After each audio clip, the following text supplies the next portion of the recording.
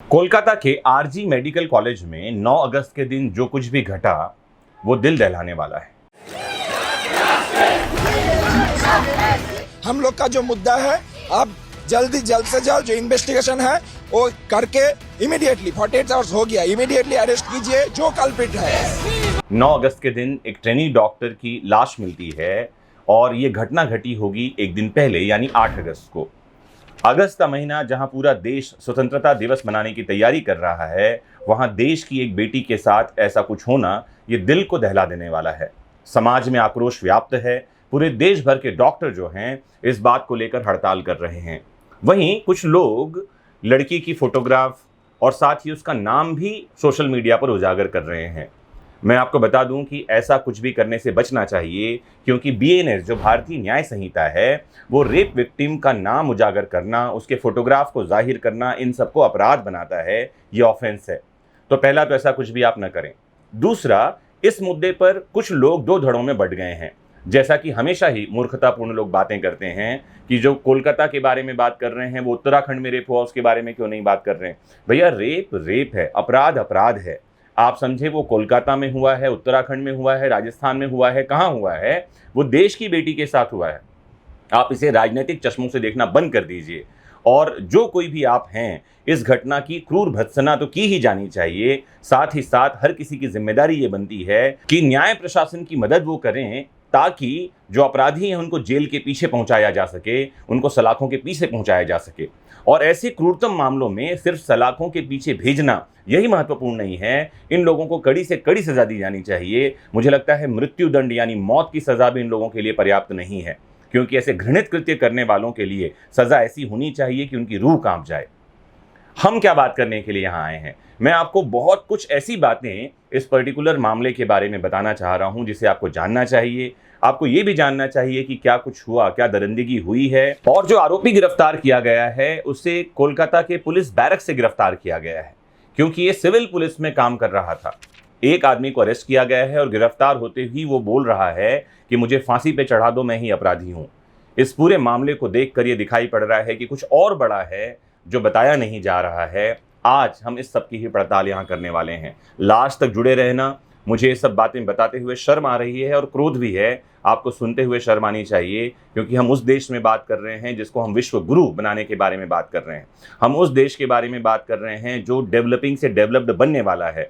हम उस देश के बारे में बात कर रहे हैं जिसकी संतान होने पर हमें गर्व है। आइए पड़ताल करते हैं इस पूरे मामले की।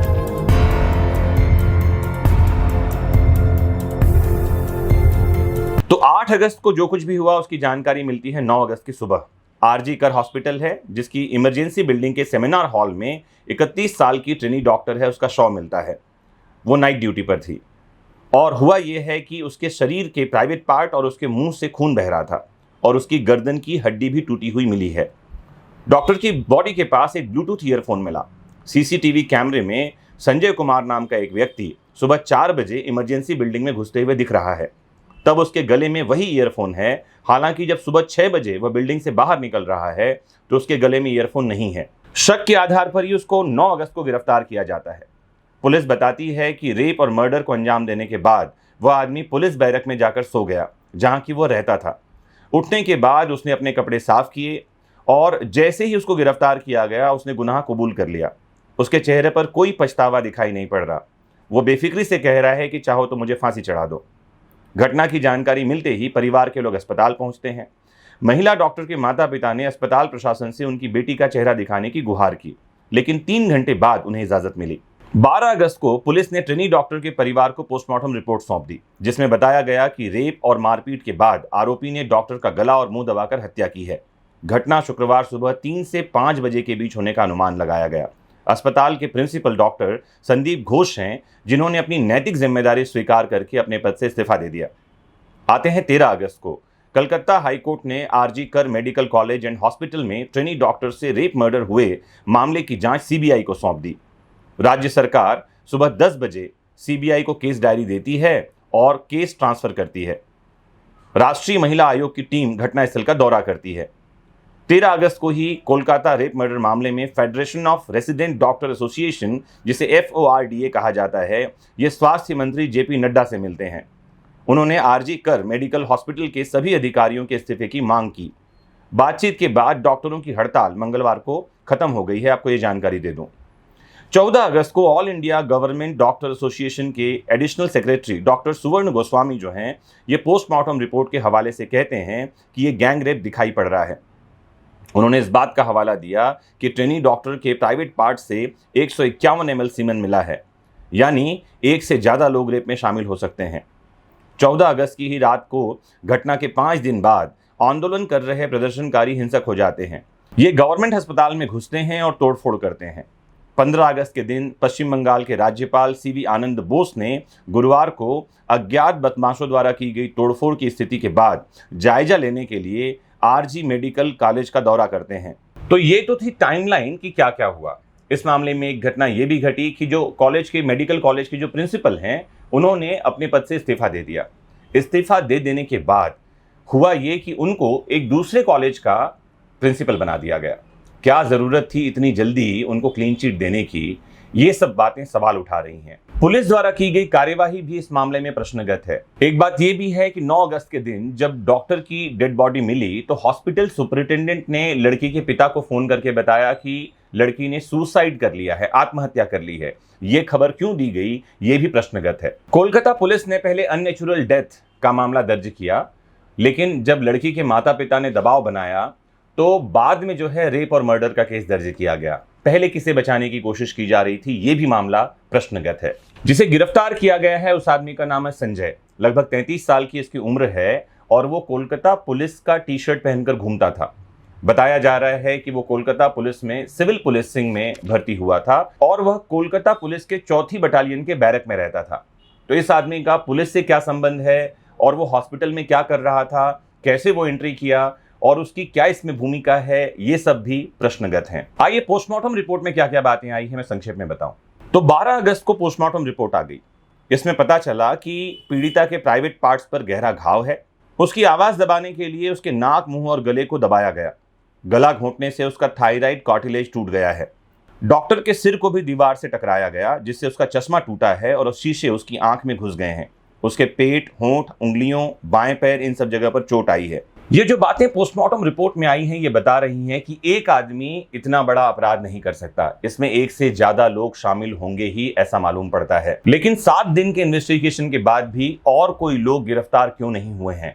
अस्पताल जो कि सरकारी अस्पताल था, अगर वहां रात के 3 से लेकर सुबह 6 बजे के बीच इतनी बड़ी घटना घटी है तो और किसी को पता क्यों नहीं चला? उसकी आवाज बाहर क्यों नहीं आई? और साथ ही ये भी देखा जाना जरूरी है कि संजय जिसको गिरफ्तार किया गया है, उसके शरीर में कहां कहां चोटें आई हैं, क्योंकि अगर स्ट्रगल इतना बड़ा था तो पूरी संभावना है कि उसको भी चोटें आई होंगी। इस मामले को सीबीआई को सौंप दिया गया है। लेकिन मैं आपको बताऊं कि भारत में रोज कोई ना कोई घटना घट ही रही है।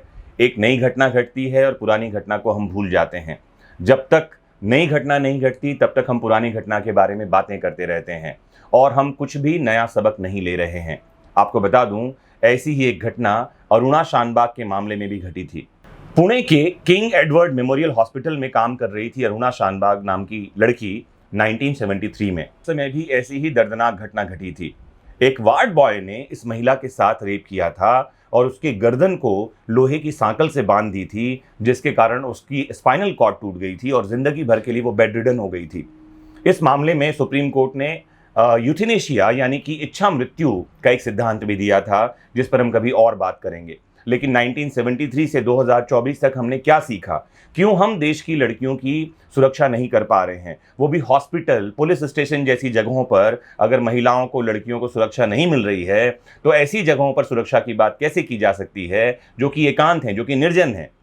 मुझे लगता है कि इस बारे में बड़ी चर्चा और बहस की जानी चाहिए। सरकार से ये भी पूछा जाना चाहिए कि निर्भया फंड जो कि 1000 करोड़ का डिसाइड हुआ था 2013 में, उसका क्या उपयोग किया जा रहा है। सीबीआई को बहुत जल्दी इस मामले में प्रॉपर इन्वेस्टिगेशन पूरा करना चाहिए। जो असली दोषी हैं उन्हें सीधे ही फांसी के तख्ते पर तक पहुंचाना चाहिए। मुझे उम्मीद है कि बहुत छोटे से लेक्चर में मैं बहुत कुछ बातें बताने में आपको सक्षम हुआ हूं। आक्रोश बहुत ज़्यादा है, लेकिन इस आक्रोश को मुझे लगता है न्याय तक पहुंचाने में मददगार होना चाहिए। और साथ ही सभी डॉक्टरों से भी अनुरोध है कि जब वो हड़ताल पर चले जाते हैं तो एक आम मरीज को इलाज नहीं मिलता। आपका हड़ताल बिल्कुल ठीक है, जायज़ है, लेकिन ध्यान रखें कि वहीं किसी मरीज, किसी पीड़ित को इलाज मिले, कहीं उसके साथ अन्याय ना हो जाए। एक अन्याय को ठीक करवाने के लिए, न्याय तक पहुंचाने के लिए और अन्याय करना, मुझे लगता है ये भी सही नहीं है। आपका क्या सोचना है, ज़रूर कमेंट बॉक्स में जुड़कर बताइए और देश में घटने वाली ऐसी ही घटनाओं को कानून के नज़रिए से समझने के लिए जुड़े रहिए आपके अपने फेवरेट प्लेटफॉर्म विधिक शिक्षा से। नमस्कार, जय हिंद।